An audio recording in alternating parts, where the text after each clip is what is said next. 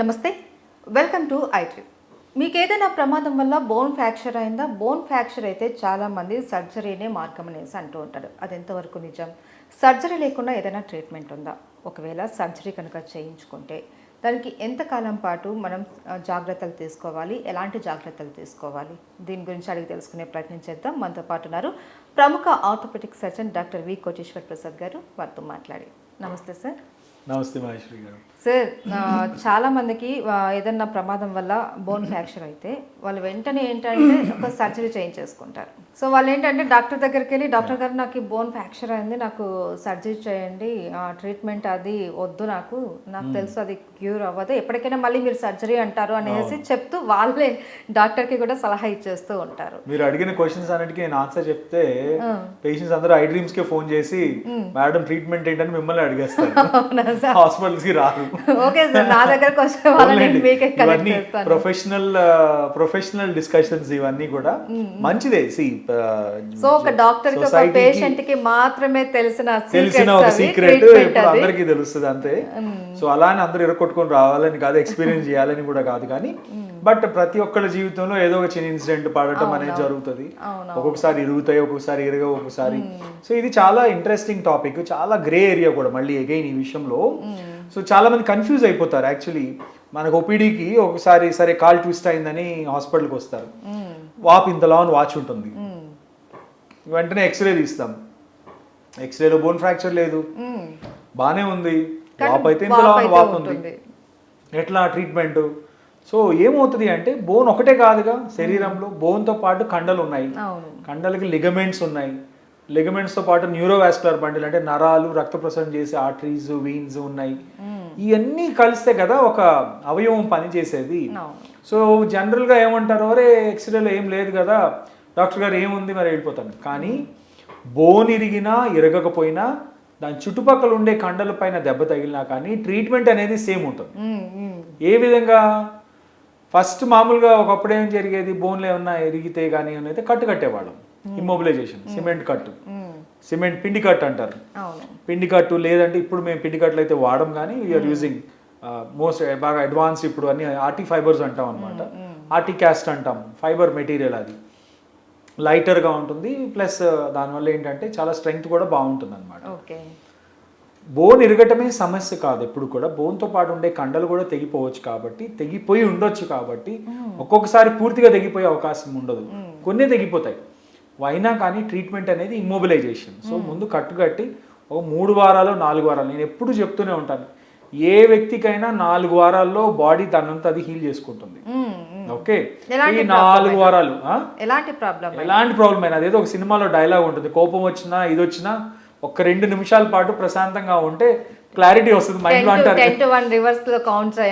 ఏదో చాలా రకాలు ఉంటాయి కదా అలా, యూనో. సో ప్రతిదానికి కూడా ఒక 4 వీక్స్ అనేది శరీరంలో ఏ ఇష్యూస్ వచ్చినా ఒక 4 వారాలు ఇస్తే అది మన శరీరం దాన్ని ట్రీట్ చేయగలుగుతుందా లేదా అనేది ముందు ఒక క్లారిటీ వస్తుంది.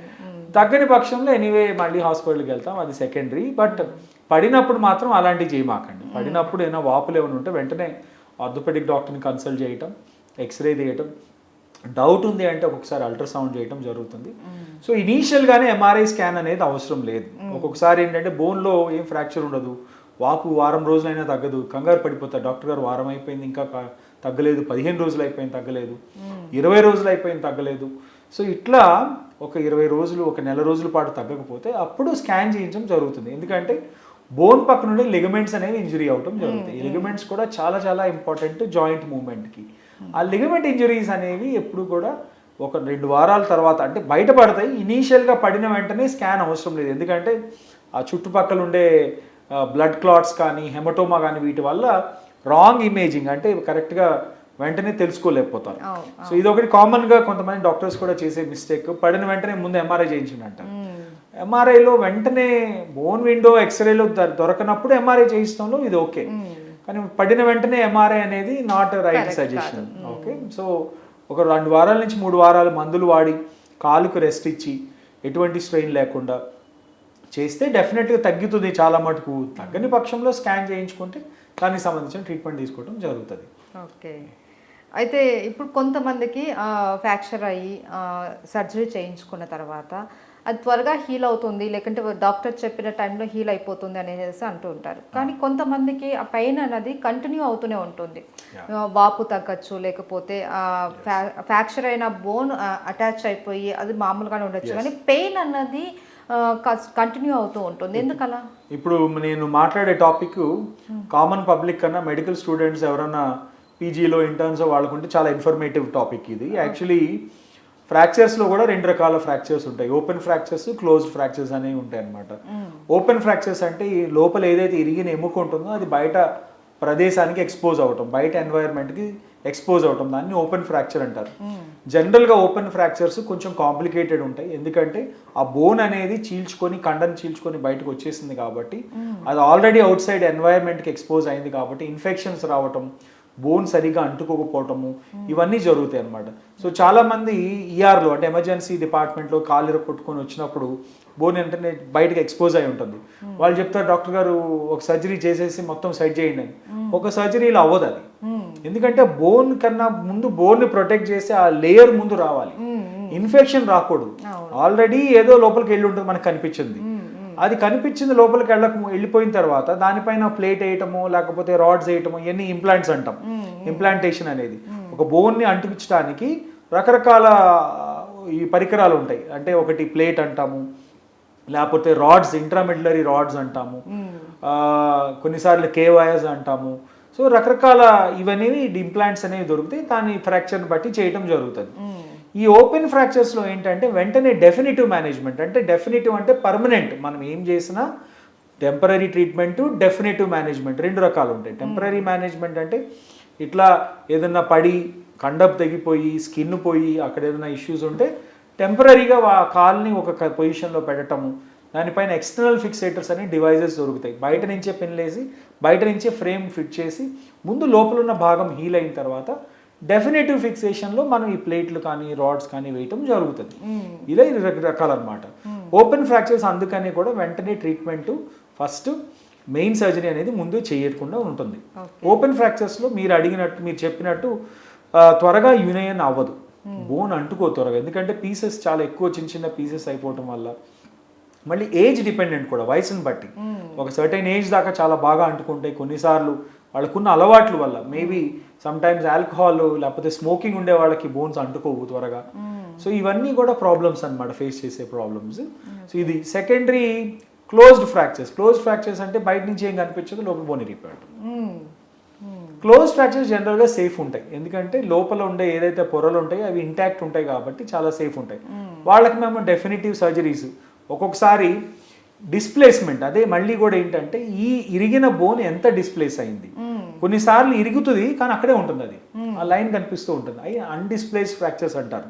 అన్డిస్ప్లేస్ ఫ్రాక్చర్స్ నిజానికి సర్జరీ అనేది అవసరం లేదు. అసలు ఆర్థోపెడిక్స్ కానీ సర్జరీ కానీ బుక్స్ చూసుకుంటే ప్రతి బోన్కి కూడా కన్జర్వేటివ్ ట్రీట్మెంట్ అనేది ఉంటుంది ఫస్ట్.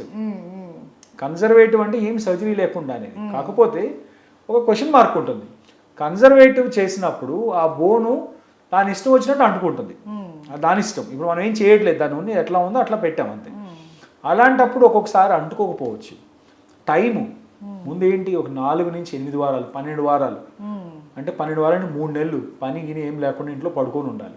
ఓకే, దానికి సంబంధించి వేరే ప్రాబ్లమ్స్, వెయిట్ పెరిగిపోవటం, లేకపోతే బ్యాక్ పెయిన్ రావటం, లేకపోతే ఇంకేదో బెడ్ సోర్స్ రావటం, ఇవన్నీ రకరకాల ప్రాబ్లమ్స్. సో కాబట్టి ఇండికేషన్ ఎక్కడ అంటే సర్జరీలు జనరల్గా త్వరగా మొబిలైజ్ చేయించడానికి, పేషెంట్ అతి త్వరలో తన డే టు డే పనులు చేసుకొని తన వృత్తిని అటెండ్ చేయడానికి ఉపయోగపడేదే ఈ జనరల్గా సర్జరీస్. సో కాబట్టి ఈ సర్జరీస్ టైమింగ్ ఇది చాలా ఇంపార్టెంట్.